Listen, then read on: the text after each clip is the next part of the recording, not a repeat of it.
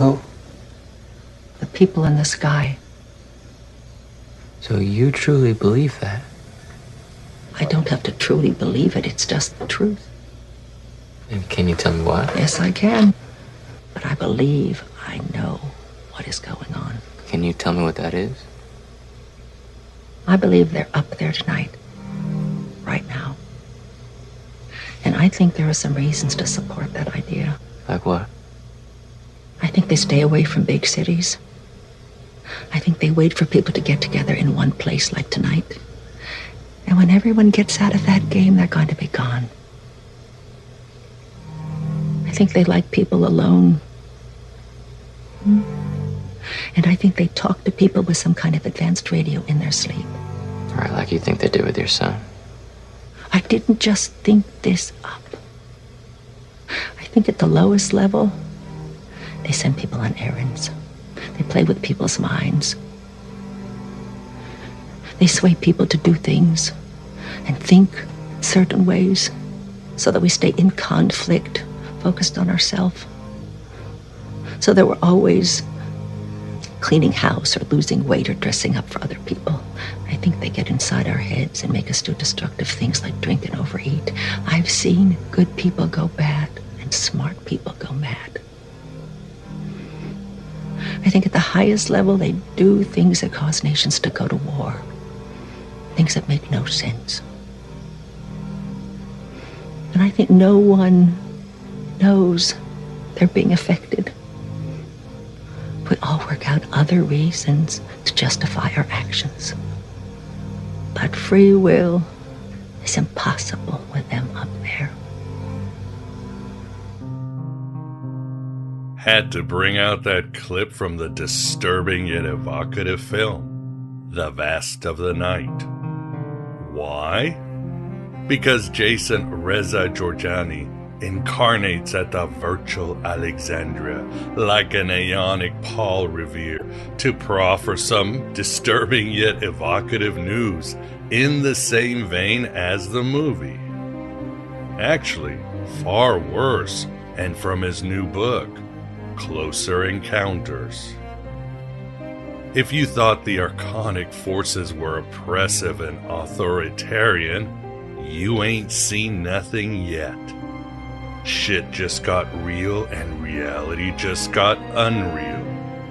It's more intense than when I say this quote. I got 99 problems, and being trapped in a decaying body in a money-hungry society on a dying planet in a mysterious dimension might be one. Birth is a curse and existence is a prison. That's because in the vast of the night, the dark night of humanity's soul, these entities have complete control over our material lives, of our afterlives, even of our past with their Mandela effect abilities. All due to celestial technology that makes Thanos with the Infinity Glove seem like a toddler with a rattle. The Gnostics gave us their warning on this, and now the veil is completely lifted. Shit just got real, and reality just got unreal. What truth? That you are a slave, Neo. Like everyone else, you were born into bondage. Born into a prison that you cannot smell or taste or touch. A prison for your mind.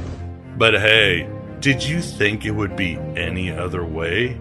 Here in the battlefield of the true seeker warrior, oh you veterans of 1,000 psychic wars? With armies of egregores, mind parasites, and killer robots named Pandora bearing down upon us. Game over, man! But not all is lost. As Philip K. Dick said, since the universe is made of information, then it can be said information will save us. Jason brings that extraterrestrial gnosis that includes a psycho-spiritual tech to defeat our alien overlords. This includes a spirit of the trickster and the divine madness of a shining crazy diamond. This is where we hold them! This is where we fight! This is where they die!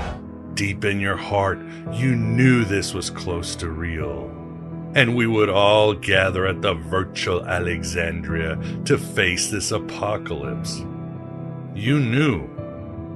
And all your lives brought you here for that final Armageddon, as Dreamtime pushes in and Marduk realizes that his mother ain't dead, but coming back for a second round of cosmic war. I am the beginning, the end, the one who is many.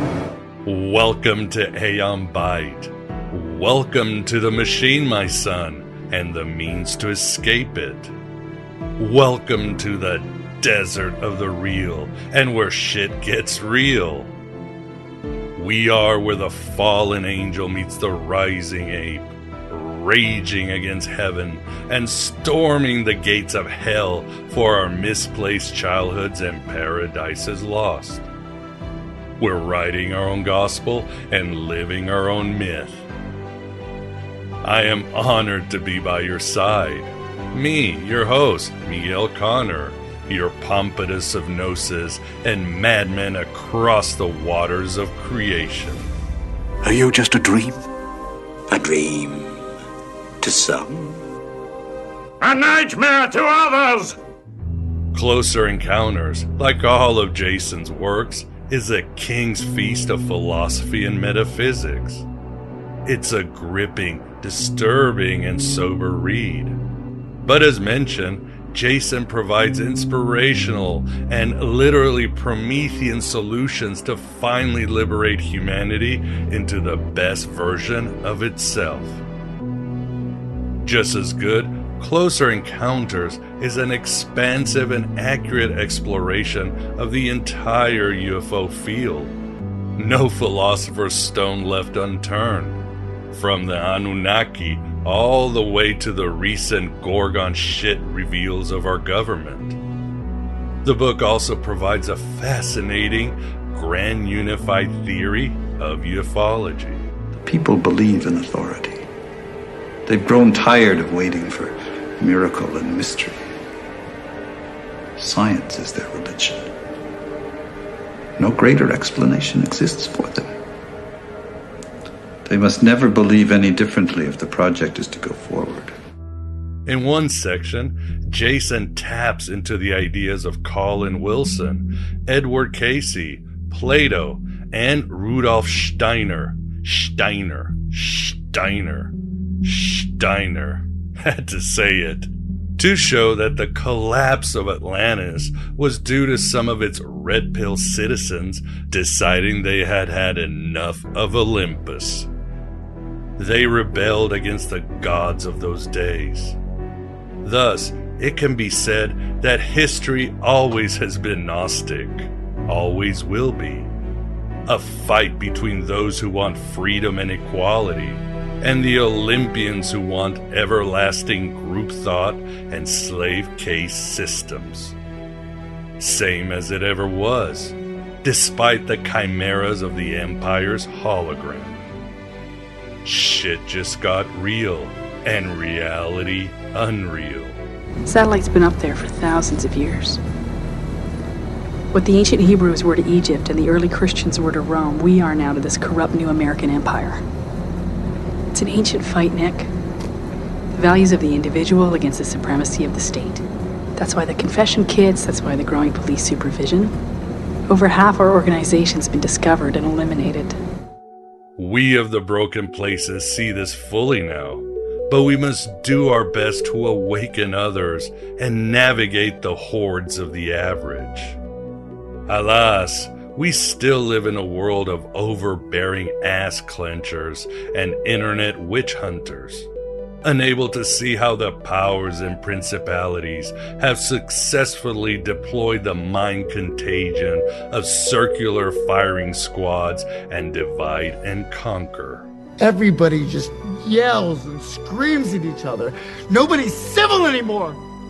Nobody thinks what it's like to be the other guy. Heck and heckity. Of all places, The Atlantic recently published an article called The New Puritans. The work decries our new cultural revolution. One section argues that the success of the Soviet Union or Mao's China wasn't that much because of propaganda or state coercion, but rather intense peer pressure. As the article states, even without a clear risk to their life, people felt obliged, not just for the sake of their career, but for their children, their friends, their spouse, to repeat slogans that they didn't believe, or to perform acts of public obeisance to a political party they privately scorned. That is what is happening today. The elite have manufactured a caste of digital Bolsheviks on both sides of the spectrum, doing their dirty work for them. And the entities in the vast of the night cackle because their task of farming us is so much easier. Hey, if you do anything wrong in your life, and I find out about it, I'm going to try to take everything away from you. And I don't care when I find out. Could be today, tomorrow, 15, 20 years from now. If I find out, you're fucking finished. We high priests and priestesses of Hermes, the god of thieves, and Sophia, the goddess of smugglers, must continue negotiating this trap. We must look at the stars for the real enemy and the real solution. As the Gospel of Thomas says, become a passerby, especially on friggin' social media. Or as that text further says, whoever has come to know the world has discovered a carcass, and whoever has discovered a carcass, of that person the world is not worthy. Those who have found themselves, of them the world is not worthy. Don't give yourselves to brutes, men who despise you, enslave you, who regiment your lives, tell you what to do, what to think, and what to feel, who drill you, diet you, treat you like cattle, use you as cannon fodder. Don't give yourselves to these unnatural men with machine minds and machine hearts. You are not machines, you are not cattle, you are men.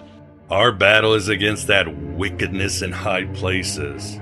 So keep being a passerby and going inward to unleash that spark that will release your divine self. As Chris Knoll said, Gnosticism is an outsider proposition, an introvert's game. And as Tobias Churton said, Gnosis is the religion of the artist, and the artist is simply man doing what man does best.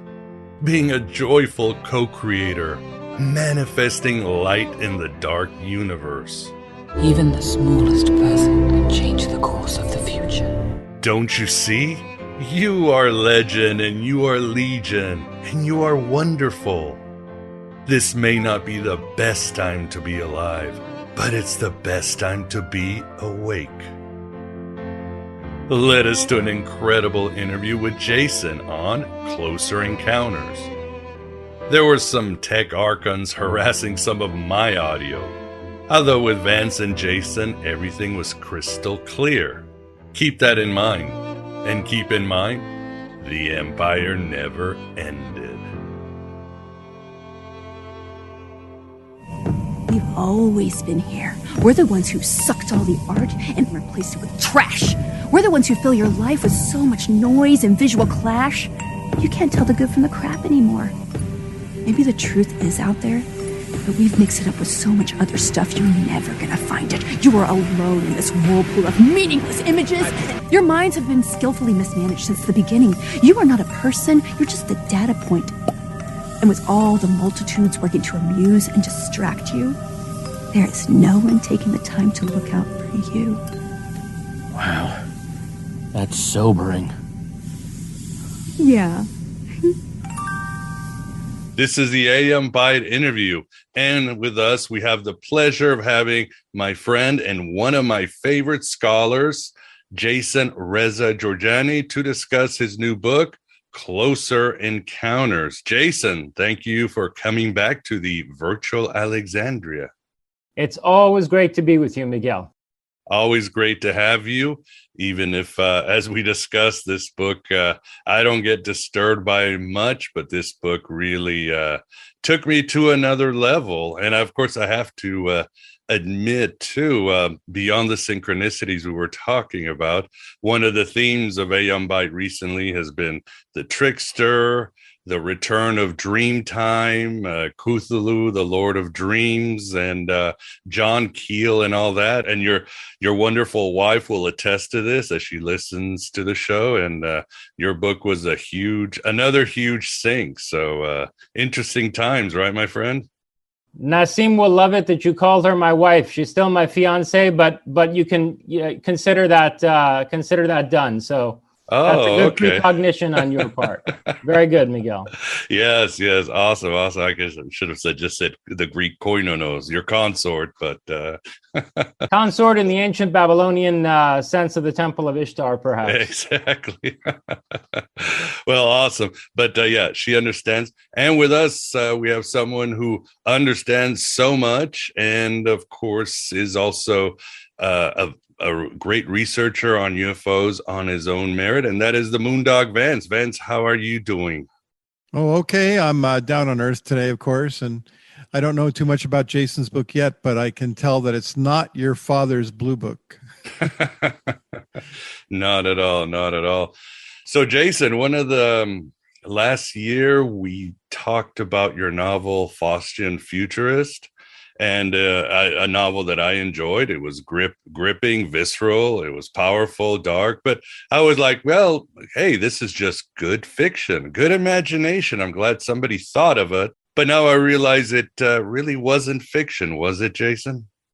No, I did it deliberately, Miguel, because I knew that if I were to deal with this material in a nonfiction form without preparing the audience first, in a medium that was more, let's say, digestible, then I think, there would be even more reactive psychological rejection than there's going to be now. I think having presented this material in a fictional context in Faustian Futurist first allowed it to some extent to open up the subconscious of my readership to then be able to grapple with this empirical evidence a little more effectively.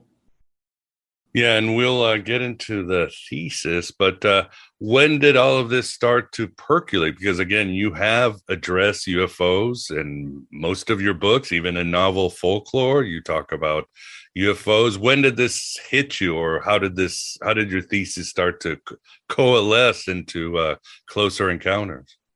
To be honest with you, I've studied UFOs in a pretty serious way for about 20 years now. And so I was actually able to write this book very quickly only because I had spent decades researching the material on the side of everything else that I'd been doing. And, if you look even at my first book, Prometheus and Atlas, in the last chapter, Mercurial Hermeneutics, I'm already talking about close encounters in the Bible and cattle mutilations and their connection to Hermetic archetypal symbolism and so forth. Or let's say the PK man, Ted Owens, and his capacity to psychokinetically either communicate with UFOs or manifest UFOs and have them augment his psychokinetic capacities. So those were all hints in my earlier works that, I had been deeply researching this material on the side. If you look at novel folklore as well, my interpretation of Sadegh Hedayat's novel, The Blind Owl, there I had drawn a close comparison between Hedayat's novella and Whitley Strieber's Communion. So it's always been something that I have researched on the side of my other academic philosophical work. And finally, I've drawn together my conclusions at the end of 2 decades of studying the subject. Yeah, incredible conclusions. And before we even get to the thesis, your book definitely addresses this, and that is the recent UFO hoopla coming from the government. And I like how you write, and you're pretty sarcastic in some parts, right? The government has 70 years of data on UFO, solid data, but they're still sort of hedging their, well, what are they doing, Jason? I mean, they're not convincing any occultists or people like you. I mean, it's obviously a big sham. Yeah, the reason that I published this book now is in response to what I think, frankly, is a monstrous deception and a very alarming, quote unquote, revelation from the US government.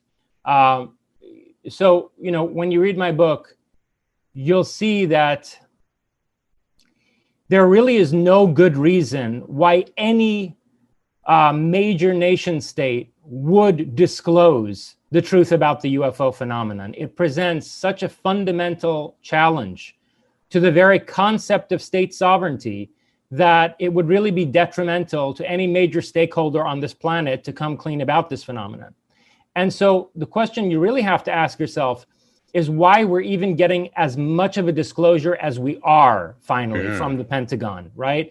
And, you know, it really alarms me because I think the answer to that is that there's a timetable that's not being determined by our government. They know that within the coming decades, let's say within the next 30 years, some form of disclosure is going to have to take place, not initiated by them, but initiated by the beings piloting these UFOs. Because one thing we have to always remember, and you know, it's amazing how many people this is lost on. One thing we always have to remember is that the cover-up is not primarily coming from our government, right? I mean, the pilots of the UFOs at any hour of, you know, morning, noon, or night could appear over any major city and disclose themselves definitively. Right. And so obviously the concealment is really coming from the level of the phenomenon itself.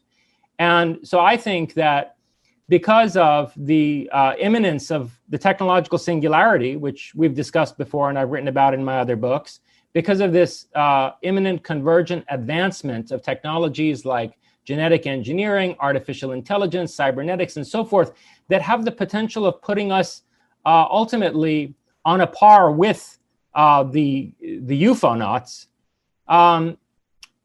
there's going to have to be some kind of disclosure within the next 20 to 30 years.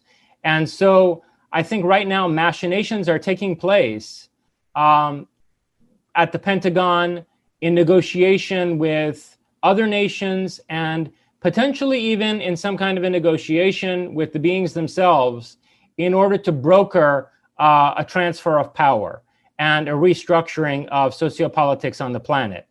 And, you know, I find the specific form that this report took to be very disturbing in that regard, because I think it's setting us up for a disclosure that will be managed in a way that results in a very disempowering restructuring of geopolitics and basically sovereign authority on this planet. But as you write, maybe they had no choice because if, like you argue, if the Chinese are already in bed with these UFOs, Archons, we'll get into that, and they're doing their bidding and they're going to go to the moon and Mars and do all this stuff. And as you write too, and obviously the fall of Kabul is a great symbol that the United States is no longer an empire, no longer useful to the elite, just like the USSR was once an empire.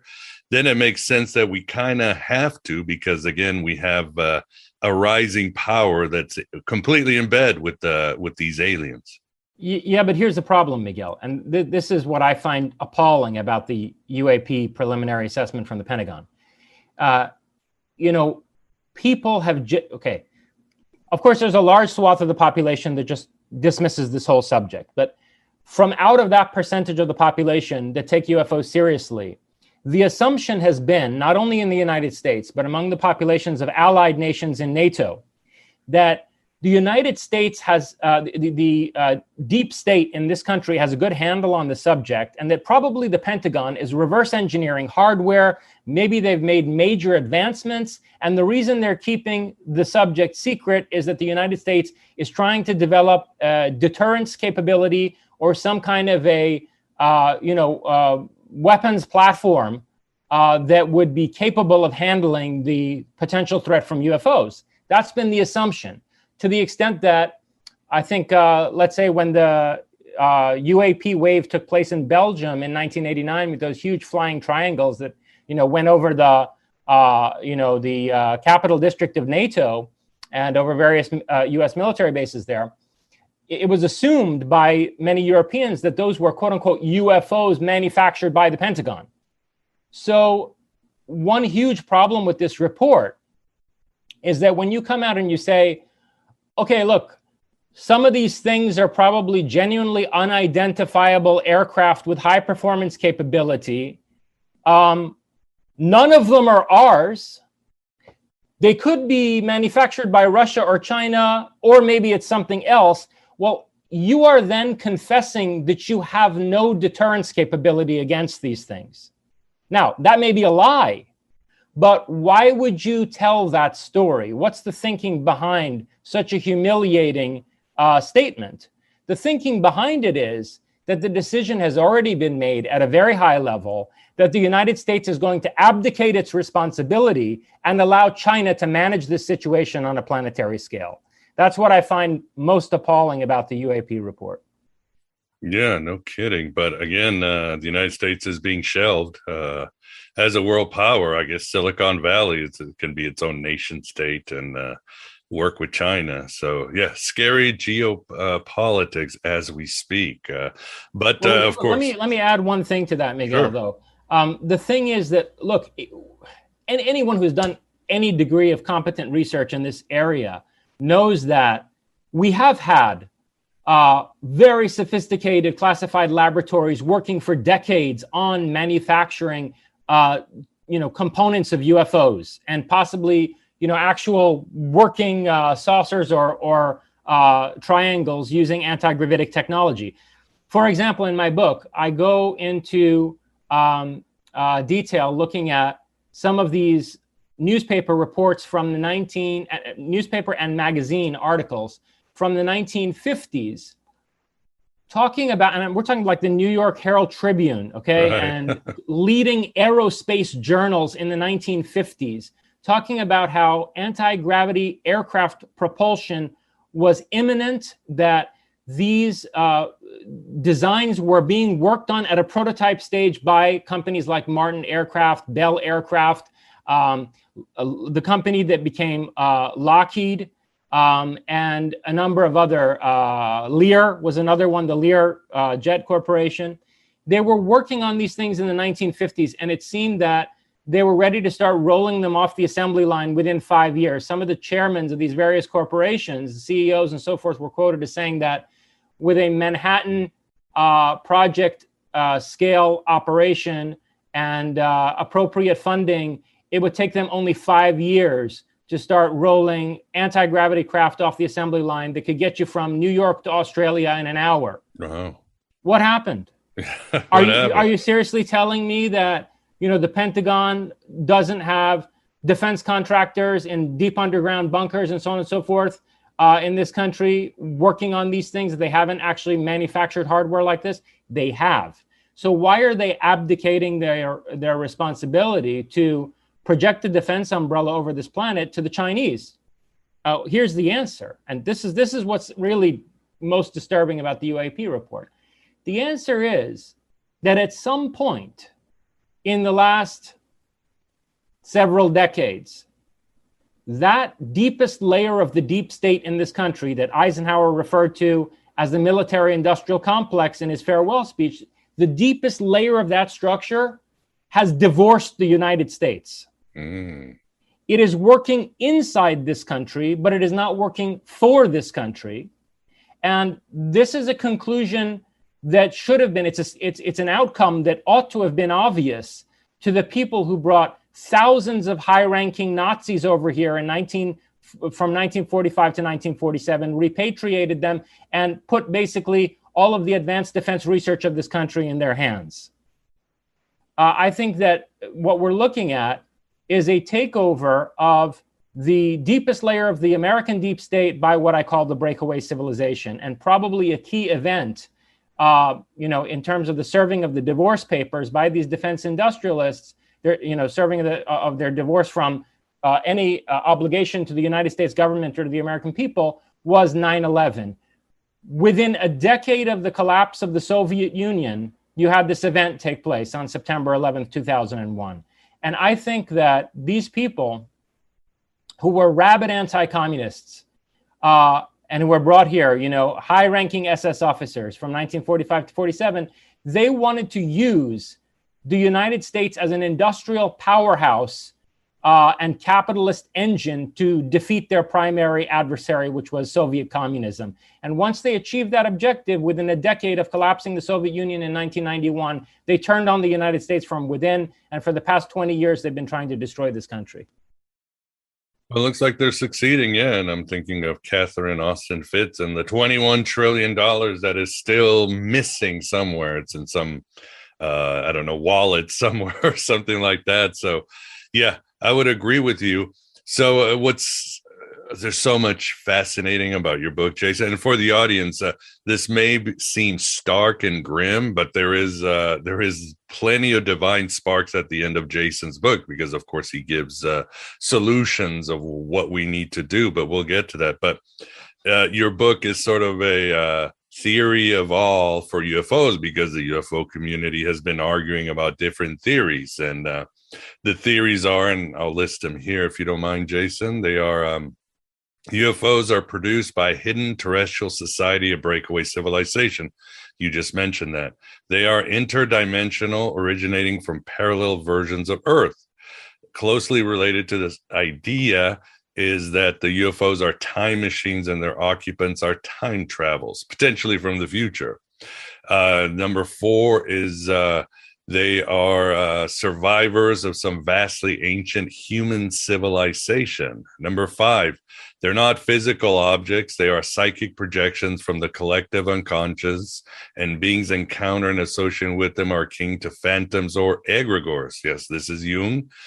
6, we are in a computer simulation, and what we're having are close encounters. And you basically argue that, yes, all of these are right.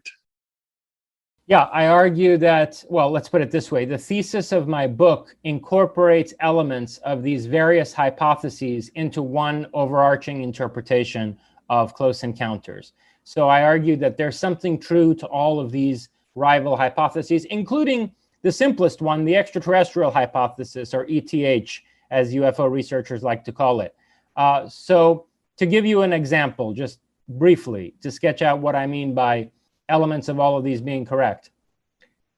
Suppose that UFOs are flying time machines, right? Mm-hmm. Because as I explain in the book, anytime you achieve the controlled singularity of 0-point energy that gives you anti-gravitic propulsion, you're also warping the fabric of space-time.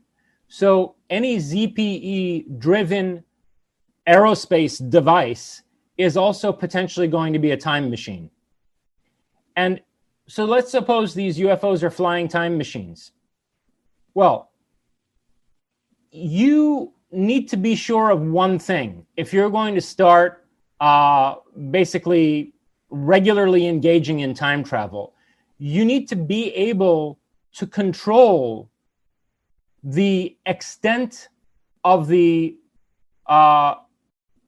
impact of your manipulation of variables in history. You're going to need to be able to manage the ripples that you cause in the timeline and be very careful not to affect certain initial conditions that, let's say, are integral to bringing about, the civilization and the society from out of which your project arose in the first place. So you need some place to retreat to. You need some kind of a zone that's protected from alterations to the timeline of terrestrial history. And so what I suggest in this book is that one thing that would make perfect sense to time travelers, either, let's say let's say at some point close to our present moment in history, if people were to crack time travel technology, it would make sense for them to travel to the only other planet we know in our solar system was Earth-like at one point, namely Mars, and to a time, namely 250 million years ago, when Mars was a green planet with oceans that would be capable of supporting human life, and to base themselves there in an environment that's isolated from terrestrial history, so that they run less of a risk in interfering with the initial conditions of their own society. So there you already have two different hypotheses. You have time travel, and then also the extraterrestrial hypothesis, where the time traveling civilization of humans becomes a civilization of Martians, and their travel between Mars and the Earth-Moon system is itself, extraterrestrial in nature. So that's a way to bring those two hypotheses together. And then anytime you're talking about time travel, you're also talking, in a sense, about interdimensional travel, because, here the details are complicated because there are various cosmological models for how time travel would be possible, and what the very nature of space-time is, and I get into those in this book. But to make a long story short, if you're quote-unquote changing history using a time machine, you are in effect moving between dimensions. And these alternate versions of history are like different dimensions of terrestrial life. So there are three hypotheses right there.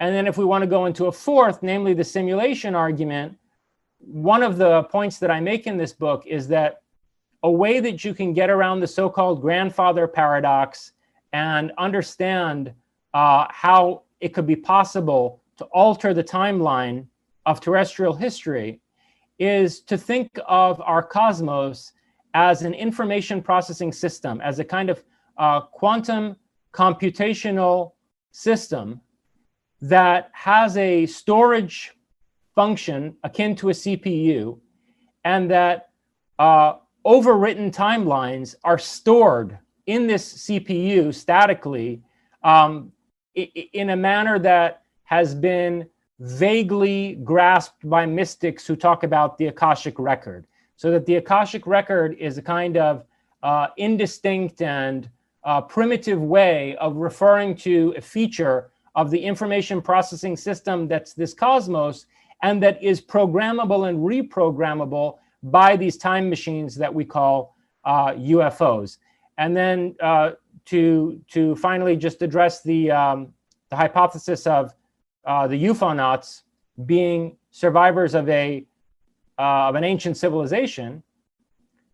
Well, obviously, if you insert yourself deep into the past of this solar system, let's say Mars 250 million years before the present, then there's going to be just a whole epoch. There are going to be eons of human history that have been lost to our collective memory, or that have been erased from the archive that we've been allowed to access in order to understand human history. And so in this book, one of the comparisons that I draw, one of the comparative analyses that I carry out that leads me to the conclusion that we are in fact dealing with time travel, is to look at the structure of Atlantean civilization, to look at the various archaeological ruins and cultural anthropological studies that suggest that there was this unified planetary civilization circa 12,000 years and more before the present, namely Atlantis, and to compare the character of that Atlantean civilization to, let's say, the ruins that we find on Mars, or the remote viewings of Mars and of structures on the moon, and to ask ourselves how it could be that you have the same architectural style at work in the megalithic constructions of the quote-unquote Atlanteans 12,000 years before the present on Earth, as you do in ruins that are probably about 250 million years ago, 250 million years old on Mars, and as you do in structures, megalithic structures that have also been photographed on the moon. And my answer to that is that it's impossible to think of this as a chronologically continuous civilization. The time scales are too long. It would be absurd to imagine that kind of cohesion and stability in terms of social structure as reflected in aesthetics for a human civilization over the course of 250 million years. Rather, what we're dealing with is a hyperdimensional civilization of time travelers that in some way is connected to Mars 250 million years before the present, in a civilization based on Earth tens of thousands of years before the present. That the denizens of this civilization are not bound by our 4D constraints of space-time. They're able to operate on a fifth dimensional level in order to manipulate the variables of the human history that they've shaped. Ooh, that was well said, Jason, and a good summary. Yeah. For the Mars issue, Jason talks about somebody who I follow, Dr. Brandenburg, and go to his site, Death of Mars, the Xenon 129 isotope that can only happen when there is a nuclear war, and they found that in Mars, and tracking back to 250 million years ago. And as Jason mentioned, he uses the work of Ingo Swann and other remote viewers who are able to see this ancient civilization on Mars. So for me, it was like, oh my God, it's just blowing me away. It's just supporting something. Let me just make a note about that, Miguel. I actually had the good fortune of being able to spend several days conversing with John Brandenburg. Oh yeah, wow. Yeah, we were in New Mexico for a few days together, and so I was able to engage him, at some depth and detail about this subject, and it's absolutely fascinating and terrifying at the same time. It's terrifying, yes, because it's so scientific. I mean, you can't argue against it. I can't see a weak spot. Yeah, look, the guy was working at Sandia Laboratories when he arrived at this conclusion, and for those who are not familiar with it, Sandia is one of the classified laboratories that deals mostly with nuclear-related research, and so there are experts there who focus on nuclear weapons development and nuclear weapons testing and so forth. And basically, Brandenburg had been involved with NASA studies of the moon and Mars, and he had this isotopic data from Mars that he was looking over.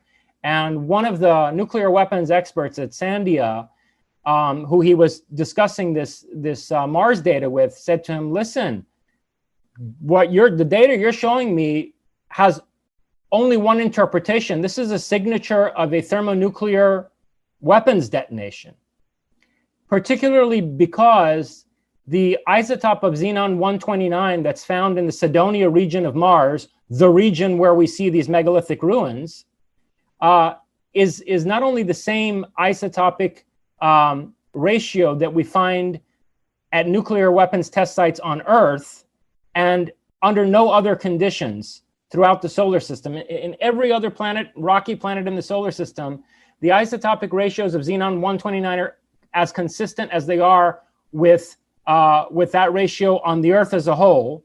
The only deviations across our entire solar system where you find isotopic ratios of xenon are at nuclear weapons test sites on Earth, thermonuclear weapon test sites on Earth, and at these places on Mars. And in addition to that, at this place on Mars, there's no impact crater, which means that it could not have been a meteorite or some celestial object that produced this radiation signature. So Brandenburg came to the conclusion that about an Empire State Building sized thermonuclear device, or a bunch of devices that collectively, delivered that yield, would have had to have been detonated at Cydonia to produce this radiological signature. And that kind of detonation effectively would have destroyed the entire ecosystem of Mars and turned it into the dead planet that it is today.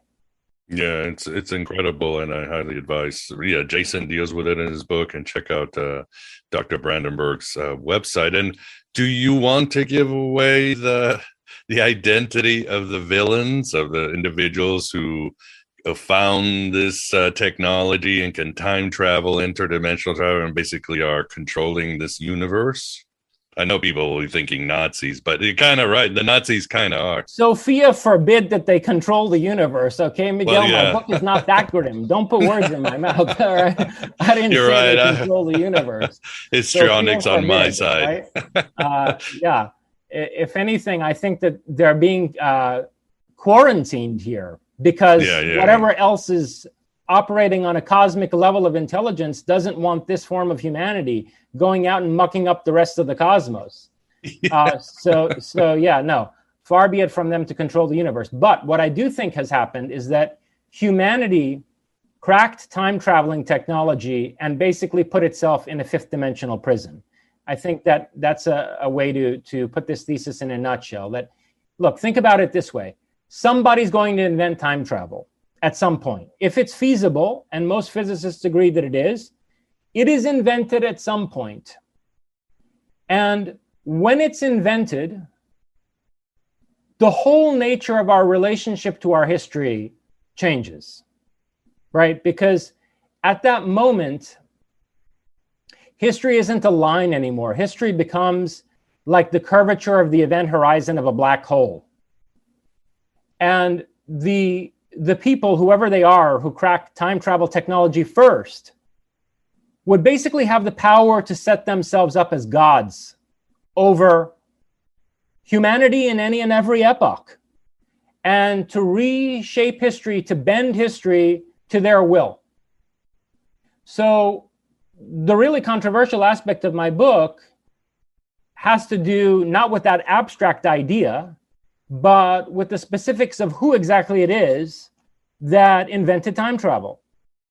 And, I make this argument by going back to the airship sightings of the 1890s. Actually, they began in the 1870s. There are some indications that some prototypes of these airships were being built, but there was a huge flap in the 1890s across the United States of what were certainly not Zeppelins, let alone air balloons. They were Jules Verne-style contraptions that were seen by hundreds of people in, ultimately, I think, at least a dozen states across the country.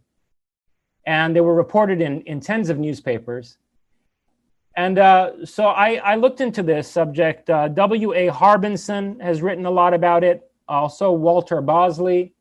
And they have reconstructed that these airships were being manufactured by a non-governmental corporation based in Prussia.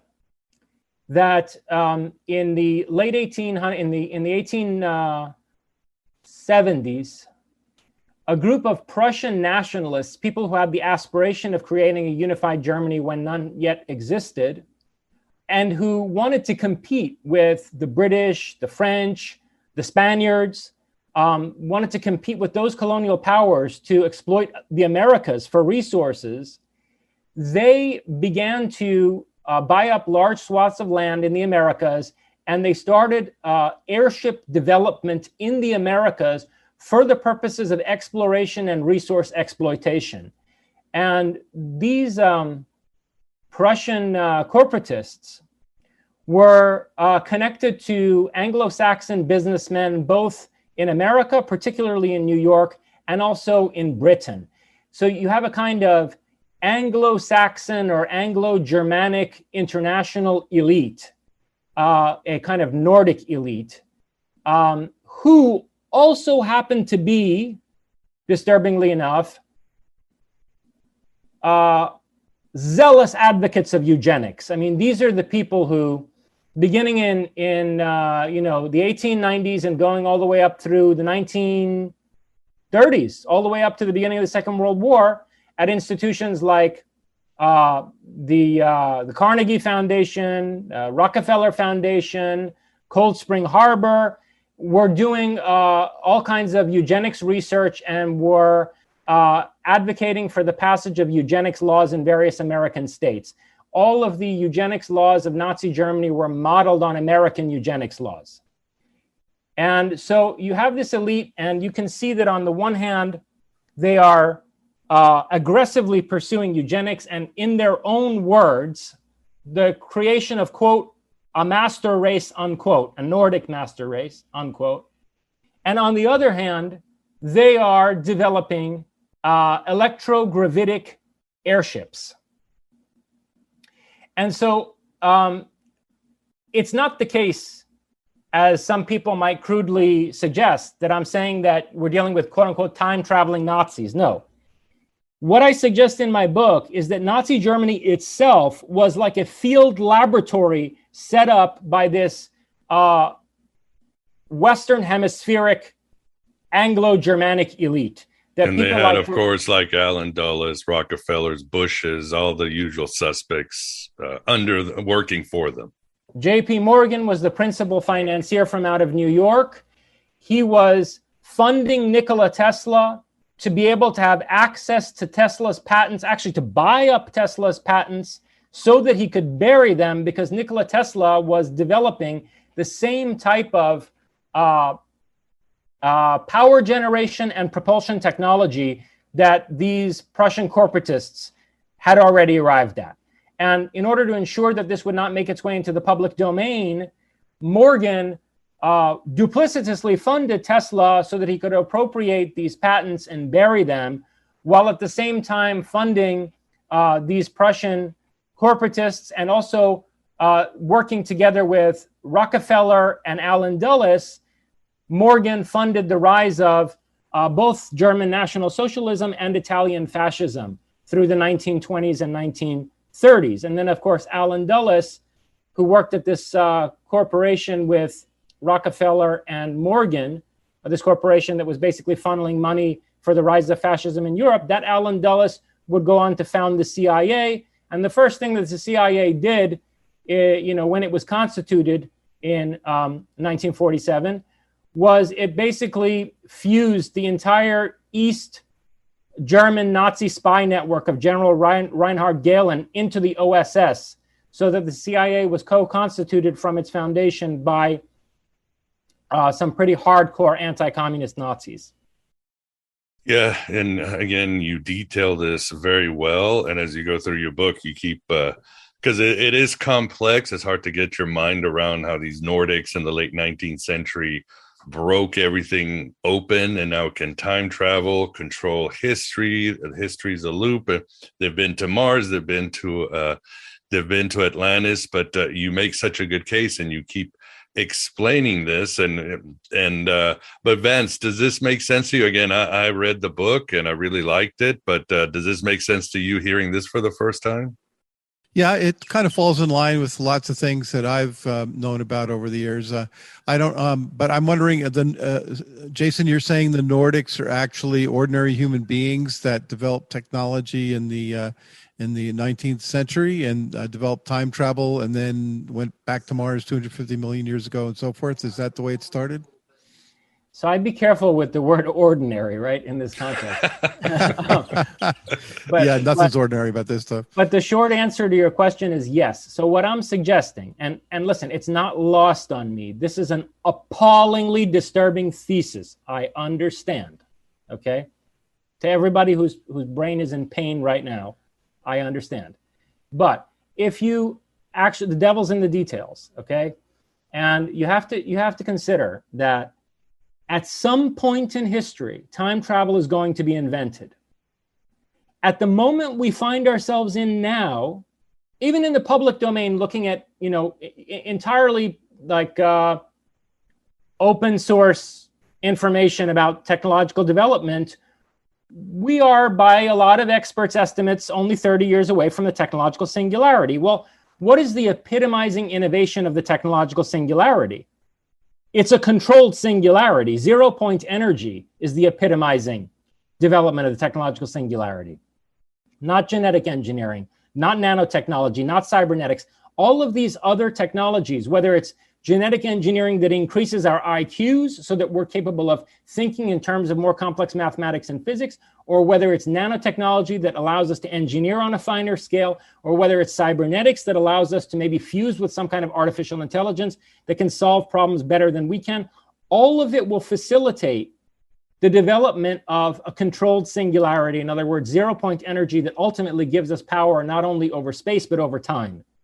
And what I'm suggesting is that imagine if it's the case that we're not actually 30 years away from this, that there's a different physics model you could work with, and people have been working with that physics model since the 1890s, and they made this breakthrough by the 1940s. By the 1940s, there was an achievement in Prague of zero-point energy, and it was transplanted to facilities in Argentina and possibly Antarctica, where development continued. And what I'm suggesting is that this Anglo-Saxon elite, which set up Nazi Germany in the first place, and which had as its eugenics project the creation of, quote, a Nordic master race, unquote. It's all over their publicly printed research papers and proposals and government policy, advocacy.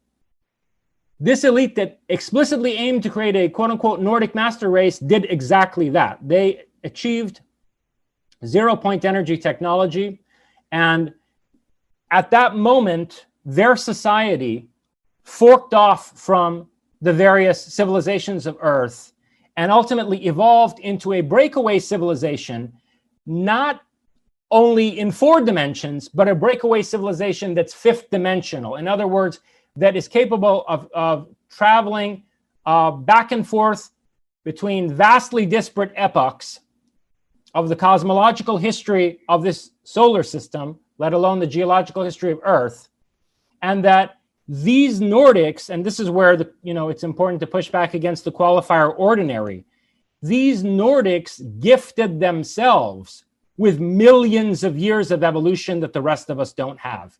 By transplanting themselves to a living Mars 250 years before the present, they initiated a whole civilizational trajectory that ends with Atlantis, and with, let's say, the collapse of Atlantis 12,000 years before the present, a whole civilizational trajectory that allowed them to evolve into, what they tend to think of as superhumans. But one of the things that I do, Übermenschen, to put it in German, one of the things that I do in this book is I fundamentally challenge that conception of their superhumanity. And I really argue that this putative master race actually represents an evolutionary dead end for man. And that, in fact, there is another type of intelligence involved in the close encounter phenomenon, that there's another source of close encounters, which is coming from the future. And that it is basically in an adversarial dynamic with this Nordic breakaway civilization, attempting to somehow deconstruct this Nordic breakaway civilization in order to free up our evolutionary possibilities. And there, when I say our, I mean, we the poor bastards who have to suffer manipulation at the hands of these 5th dimensional archons. Yeah, the truly ordinary. Yeah, the high, according to them. Yeah, and we want to get into the tricksters, but like you said, they are separate, evolving to their whatever superior, like you said, this dead end. But they're also behind many of the alien abductions, experiments. They're always doing things to us, and there's plenty of evidence. Whitley Strieber has even seen the Nordics. He's documented it a long time ago, and so have many other cultures. They've described these Nordics appearing, and this again explains the whole abduction and all that. But do they? That's the one. What I wanted to ask you, Jason. Do they change our history, or they try to stay away from our history? For example, if they think, well, Jason he's gotten too close to us, although you know how the elite are, they love to hide things in plain sight. I think Hollywood would make this book into a movie because that's how they roll. if they put it in plain sight, nobody will get it. And it's a great story too, Faustian futurists. But could they, for example, go and just eliminate you from the timeline, Jason? Or that's not how they do it? No, I think they could. I think they could just say you would just disappear, and I'd be talking to some other scholar right now. Yeah. And, I mean, of all people, I mean, Philip K. Dick thought this was the case. I mean, he actually believed that, there were fairly regular alterations in the timeline, and the deja vu was an indication that, an edit had been made. And he went to the extent that sci-fi conference in Metz, France, in 1977, of claiming that a number of his novels were like Man in the High Castle, Flow My Tears, and so forth, were written based on memories of alternate timelines, memories of how history had unfolded before certain edits were made. So yes, I think that unfortunately they could go back and delete me, and this is one of the most unsettling aspects of this book. Because I go into the metaphysical dimensions of this. I go into this in terms of what ontology is it that would allow for something like that. And I draw from, let's say, Heraclitus in that respect, and oddly enough, Charles Fort, and draw a comparison between like Heraclitus and Charles Fort and so forth. But in any case, yes, I think that's possible. Someone could go back and delete me so that I don't become a problem. The thing is, it's complicated to work with these variables. And my guess is that, and one of the things that I get into at length in this book, is that there's another side as well. Throughout human history, there is this Promethean side of the breakaway civilization itself. I mean, this is the conflict between the gods and the Titans in various pagan mythologies, the Devas and the Asuras, to put it in a Sanskrit context. Or then after the Christianization of the West, the angels versus the demons being the Titans who were resisting the gods. And so there's always been this other Promethean side in human history, the Enki side, the figures like Quetzalcoatl, who were advocates for humanity and emissaries of enlightenment. And so I think that, first of all, anyone who would want to make edits like that would have to contend with adversaries from within the breakaway civilization itself, and so that there's a struggle overshaping human history. But then also in the context of that struggle, and this is a subtle point, which hopefully won't be lost on people, but I think a lot of times two sides can look at a certain individual or a certain series of events, and each side can believe that it can play that person or thing to their advantage. And so they don't simply get rid of something in a lot of cases because they're waiting to see whether it can actually be spun to benefit them in the longer run, if you know what I mean by that. Oh, yeah. UFO field is rife with that, people that are ridiculed successfully, and it makes whatever they were saying, assuming it was valid, makes it unbelievable to the general public. Yeah, that is true. And reading some notes, you even wrote Hitler himself used to have visits from the Nordics, and he would scream to people, "I've seen the new man," and all that. He was a puppet under this. And just to be clear too, Jason, Atlantis, you argue, is not Northern Sahara, as the sleeping psychic said, or in the Bermuda Triangle, but Atlantis was actually in the Antarctica. And this is where it gets Gnostic too, right? Because you argue there was a sort of war between those, this Nordics, those who wanted to break away from quote unquote Olympus, and those who wanted to break away from Olympus.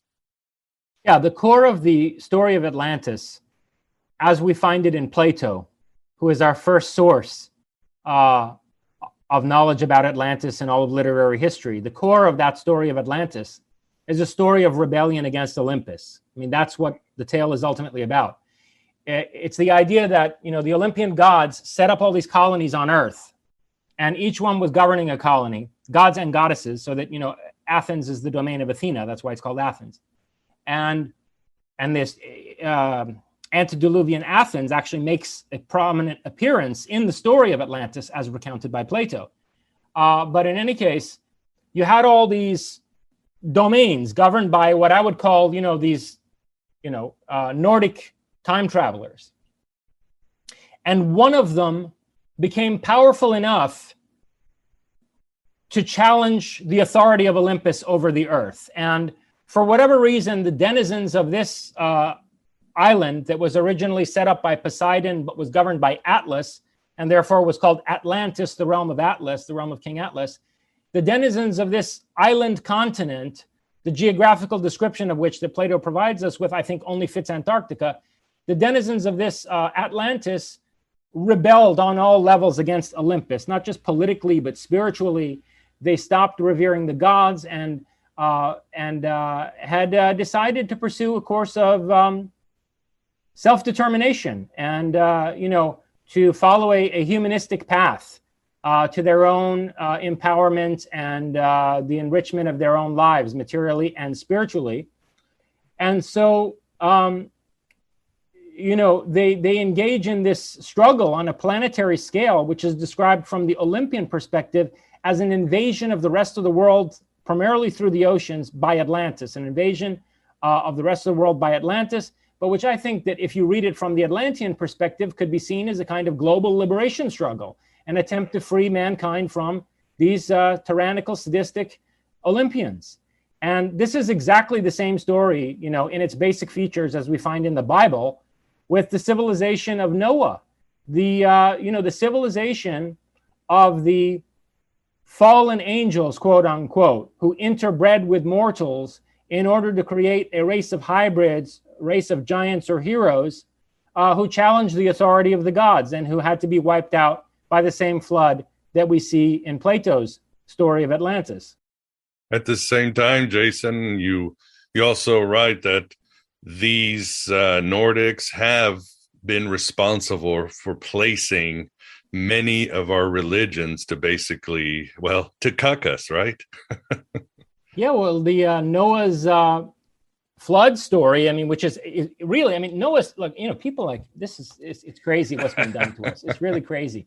People think of it as the Noah flood story. It's not the Noah flood story. It's a story of Atlantis. It's the whole point of that story is, look, you're reading about how, quote unquote, God Almighty, as he likes to think of himself,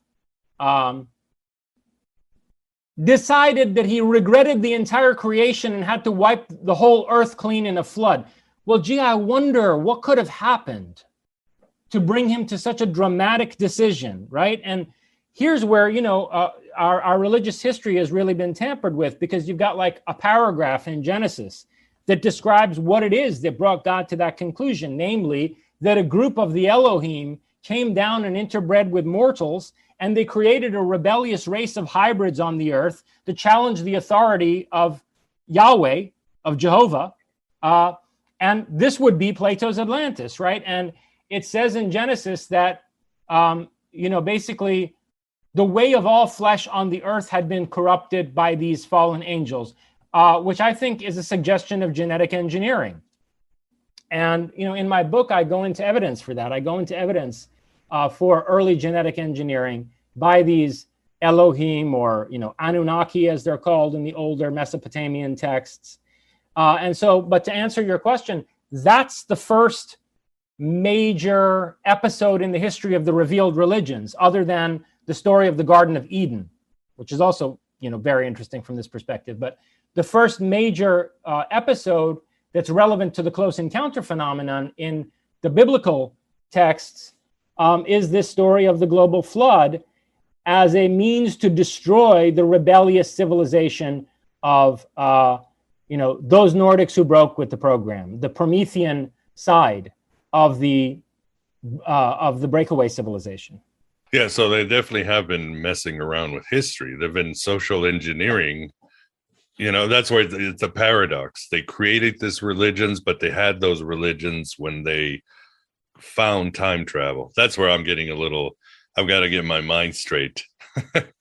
Yeah, well, the problem I know is, you talk about this quantum computational stuff, but that's like maybe Vance is better at this stuff than I am. Our minds are not trained to think in 5 dimensions. No. Right? But physicists are starting to describe the cosmos in that way now, of thinking in terms of hyperdimensional objects that don't necessarily have an origin point in chronological time that goes from the past to the future, where the future can co-constitute an object at a certain point in what seems to us to be a linear chronological trajectory. For the audience out there, for you heretics, we have only scratched the surface. Jason has almost 500 pages of detail and data, and it's an incredible journey. It's eye-opening, and I think everyone will get something out of it. And it's a great also summary of just ufology and the history and philosophy of ufology. So incredible work, but we are at the end now. And first, I'd like to say, Vance, thanks for being with us on this journey. Oh, it's been a fascinating journey and a brilliant exposition and a brilliant integration of a lot of different things that I've heard about and studied over the years. So congratulations, Jason. I'll probably be buying your book as I did the last one. So, yeah, good luck with it, too. I think a lot of people will be very interested in it. Yeah, thank you, Vance. It's always a pleasure talking to you, Miguel. Yes, thank you very much, Jason. And your book is available everywhere, right? Your homepage, Amazon. Yeah, it's available on Amazon. It's also available on Barnes & Noble. People tend to go to Amazon. The hardcover ran out for a while. It was available on Barnes & Noble as well the whole time. So, yeah, and there are links on my various platforms, Facebook, Twitter, and so forth. Awesome. We will have this on the show notes. And, yeah, very important book. But, Jason, it is always a pleasure and a delight and an honor to having you at Aeon Byte. And I always look forward to our next chat or whatever you got coming. Well, imagine what I would have to do to write a book more unsettling than this one. But, I can't think of anything. But you know what, Miguel? You can bank on it. You'll figure out a way. Very bad ideas. Yes, I mean, yeah, like you said, the human mind, we got to learn it's limitless. Our psychic abilities, our imagination, and our power to see things that weren't there. So yes, you'll think of something, Jason. I have faith in you. Watch the Crawling Eye movie. That'll inspire you. The Trollenberg Terror. All right, will do. Thank you again, guys. Thank you. And there you have it. Oh, you shining crazy diamonds. The first part of our interview with Jason on Closer Encounters. Shit just got real and reality just got unreal. In our second part, Jason explains how the, quote, aliens are able to control us even after we die. Jason will reveal the grand battle between the Nordics and the tricksters, as well as solutions for humanity to take a W during this conflict. We'll discuss how all of this relates to Philip K. Dick and his concepts of zebra/Valis. Jason will expand on the science of time travel. He will share on the octopus and Cthulhu, the Vril and skinwalkers, free will, and much more. Don't miss it before the Nordics Mandela effect your ass out of history. And it's only $6.99 a lunar cycle, or whatever you want to pledge on Patreon. Or you can now subscribe to the easy-to-use private RSS feed from Red Circle, found in the show notes. And it takes Stripe, since many of you hate PayPal. No matter where you subscribe, it will cost you about $1 per episode. And that's a deal of many lifetimes. Membership to AB Prime or Patreon mid-levels includes full access to more than 500 quality shows. You'll get an invitation to the Inner Sanctum of Gnosis Facebook group and the Discord channel. Even support in the form of some shekel donations to PayPal or the US mail really helps. There is also a link on the show notes if you want to donate via Stripe now, a tip. I also have the merch store and an Amazon wish list if you want to help there. Entropy is starting to erode my equipment. Finding Hermes is going strong, and so are our virtual Alexandria exclusive private meetings that include exercises loyal to the ancient Gnostics and a monthly intimate Q&A. If you want to understand and experience Gnosticism in its full impact and liberating secrets, become an official citizen of the virtual Alexandria. We've recently done presentations on Gnostic astral ascents, ancient vowel magic, the secrets of the serpent Gnostics, and sex magic and Alexandrian Gnosticism. Quite a variety, eh? Whew! I know that's a lot, but I gotta stay spread out as the Archons are always there to cancel me. I'm also on Rockfin and Odyssey if crypto is your bag. If you need help with all of these choices, just message my ass. I'm always here to help, and I truly appreciate your help. Thanks for being here. Thanks for being yourself, your true self, here in the desert of the real and the vast of the night. Hello and goodbye, as always.